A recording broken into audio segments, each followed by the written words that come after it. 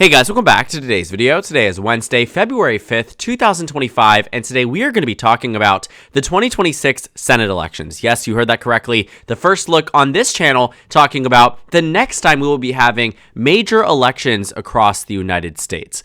Now, the 2026 races are the Democratic Party's first opportunity to chip away at the Republican Party's majority in the U.S. Senate, which currently stands at 53 to 47. Now, if you're wondering why I find this to be so important and honestly so relevant to this time, is largely around all this uproar against a number of nominations to different Senate-confirmed positions like Secretary of State, positions like the director across a number of different departments. I mean, I'm thinking HHS, Treasury, all these different places where Donald Trump has some very controversial candidates being put up. The notable ones in recent news, Tulsi Gabbard and RFK Jr. You remember him from the campaign trail. You might remember Tulsi Gabbard, not only from this campaign trail, but she ran actually as a Democrat back in 2020. She no longer identifies as such and endorsed Trump in the 2024 election. But with all of this conversation surrounding, Democrats not having any substantive political power, whether that comes down to the House or the U.S. Senate, a big question has arisen about how they can win back the Senate majority. Now, at face value, it's not going to be easy. The 2026 races are unlike what we have seen in many previous Senate races where Democrats had thought that they would be able to win majorities and in some cases actually fell quite short of winning those majorities. I remember when I covered my first midterm elections on this channel back in 2018, and Democrats were convinced that they would win back Senate control. And while they did do quite well, given that Donald Trump, if he had won every single state that had, voted for him back in 2016 in the 2018 Senate elections, the Republican Party would have a filibuster-proof majority. And so thinking about how Democrats were able to maintain that, and they only ended up losing a net 2 seats. It was 4 pickups to the Republican Party, North Dakota, Missouri, Indiana, and Florida. Democrats won Nevada and Arizona, counteracting there. Again, there were far more losses the Democrats could have exhibited.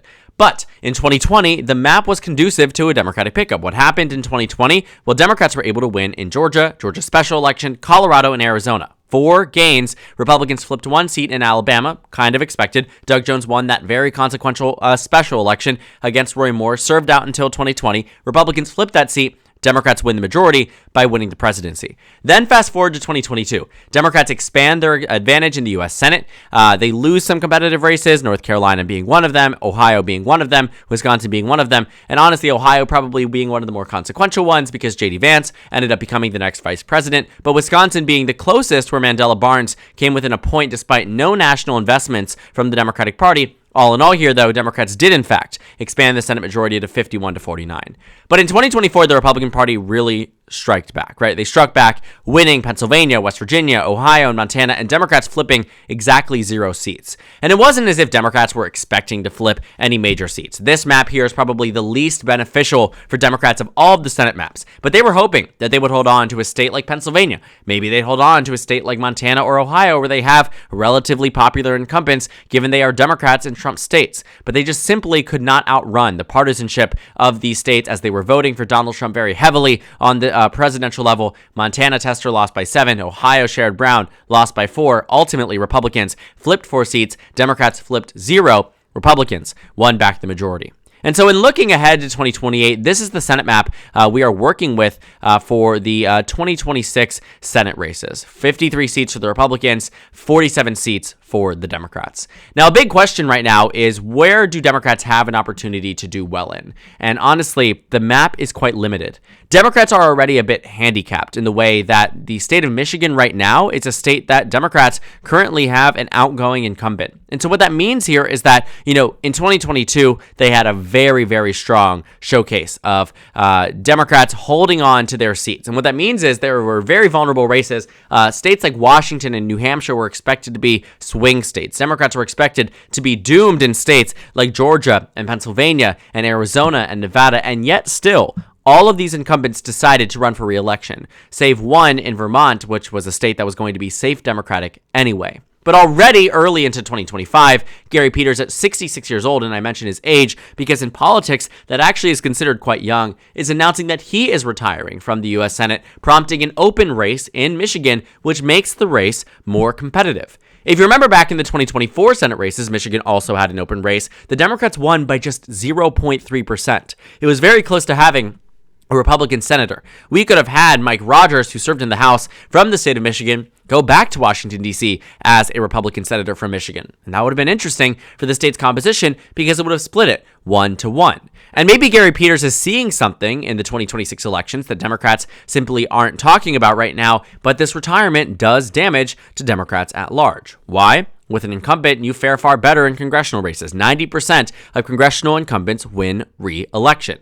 When you remove that scenario, open races in competitive states tend to, as you can expect, to go 50-50. But it isn't just that Michigan is limiting where Democrats are able to run in. That is undoubtedly going to be a competitive seat. But you have to think about it from the perspective on the Democratic side about where Republicans have incumbents. After all, you're not making any gains by winning the states that you were already currently holding. Which means even though Georgia is a competitive race, and maybe Minnesota or Virginia or Colorado, New Mexico, in an extreme circumstance, probably not in this race, Democrats will be defending territory in roughly 2 seats here, but there are going to be 2 competitive races that across both will probably rival in upwards of $250 million in terms of total investments in the race from both parties, and that matters. That makes a huge difference in the grand scheme of things because it's less money that can go elsewhere. But I honestly struggle in seeing where the Democratic Party can win back the Senate majority in 2026. It is a very, very hard thing to think about. Big reason for that, there's limited options just all across the country.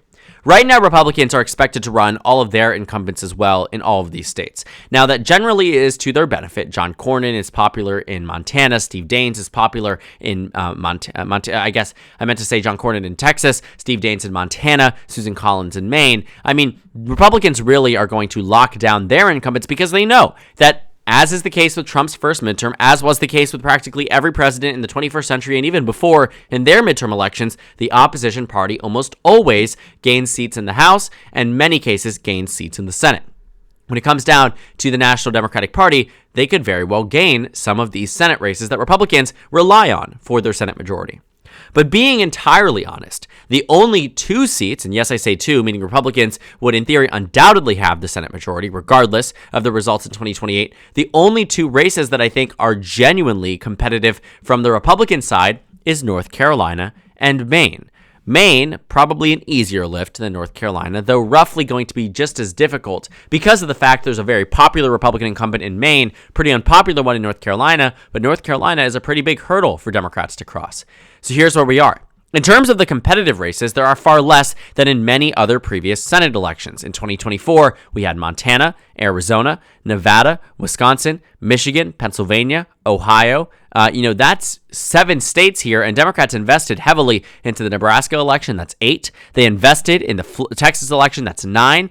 They invested in the Florida election. Right, you're talking about a number of elections here. Nearly 10 competitive races in 2024 in the Senate races. In actuality, probably around 7 by margin, but still competitive. In 2022, Democrats and Republicans had invested in Nevada, Arizona, Wisconsin, Pennsylvania, Ohio, North Carolina, Georgia, and in some extreme cases, New Hampshire, Washington, nearly 10 states as well.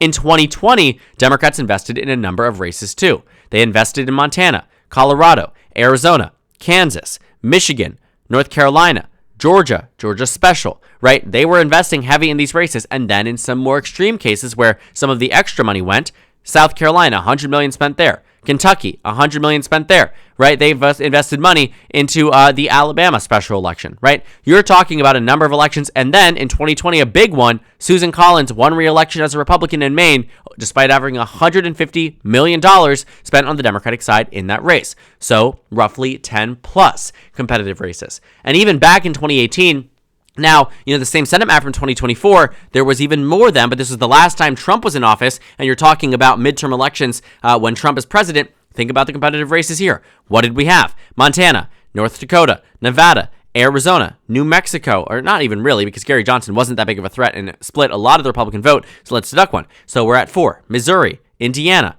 Florida, Tennessee. Yes, you heard that correctly. Tennessee was nearly a single-digit race. Ohio, West Virginia, Pennsylvania, Michigan, Wisconsin, even Texas, right, was a 2 to 3 point race. So you're talking nearly 15 competitive Senate races. Fast forward to 2026, it's just 4. Now, there are, of course, going to be wild things that can happen in a Trump midterm. Again, I just showed you that Texas was a 3 point race. Now, Donald Trump won Texas by 14 points in 2024. He won it by 9 points in 2016 and 6 points in 2020. So clearly some massive reversion in favor of Trump and the Republicans in the state of Texas. But I pointed out to say that this might be our competitive map right now, but maybe it could expand beyond that. But it is really hard to see. You see, the problem here is that this Senate map, when it was up in 2020, Democrats were coming in with, a lot more money and a lot more enthusiasm on the Democratic side. After all, Joe Biden did win this election. And they were coming off a 2018 midterm year where Democrats were enthusiastic and really competitive in all of these states. States Trump won by 30, like North Dakota, was decided by roughly 10 points. Democrats were competitive in a state Trump won by 33, like Tennessee, losing it by roughly 11. Democrats were winning in a state Trump won by 40, like West Virginia, by roughly 3 points. This is no longer the same era. And so I think, too, about states that in a perfect reality might be competitive. Ohio, maybe. Florida, maybe. Iowa, maybe. Texas, maybe. But beyond that, nothing really else. Maybe Alaska if Dan Sullivan proves to be vulnerable. But he seems like he's distancing himself from Trump in a good way when it comes down to Alaska-specific issues. Even then, Trump won Alaska by 14 points. The early look here is to say that the Democratic Party can't come away from the 2026 Senate map and say, we're on track to win the Senate majority, nor does it set them up to do that well in 2028. Big reason for that is they're working with the 2022 Senate map. Looking at opportunities for pickups here, in theory, Wisconsin and North Carolina, but that would be it. And everything would have to go their way this time around to make that a reality. They win North Carolina and Maine, brings them to 51-49. Another 2 years of Republicans steamrolling whoever they want into confirmations, and an even bigger problem, and we will see this happen, Donald Trump will likely have appointed 5 or 6 out of the 6 conservative justices, and God forbid, somebody passes away, and that you end up seeing even more lack of ideological diversity because of it. It's very possible Trump could appoint to up to 6 Supreme Court justices in just his 2 terms, more than any other president in United States history. Honestly, would have even rivaled FDR if he had gone through with his court packing. Donald Trump is arguably in that position because he has won in very convenient times for his party. And Republicans, too, were handed a Senate majority that is steamrolling through his confirmations, that will likely steamroll through a Supreme Court nomination, and there will likely be very few people who oppose it. And looking at the 2024 elections and looking at 2022 and 2020, looking at the maps that are going to be faced for Democrats in 2028, the perfect scenario for them to win back the Senate majority, and only to get at 51-49. Gone are the days where Democrats had won Senate majorities that were absolutely massive. You can take a look at the 2008 majority Democrats had 59-41. At one point in time, a party switch in Pennsylvania, Arlen Specter, the Republican senator from Pennsylvania, saw the writing on the wall that Obama had won Pennsylvania by 13 points, switched from Republican to Democrat, ended up losing the Democratic primary. Republican ended up winning the seat anyway, but still, for that brief, a few months stint, we saw that until the unfortunate passing of Ted Kennedy, that was a 60-40 majority the Democrats had in the Senate, and they would pass everything because guess what? A 60-40 majority means there is no filibuster at all.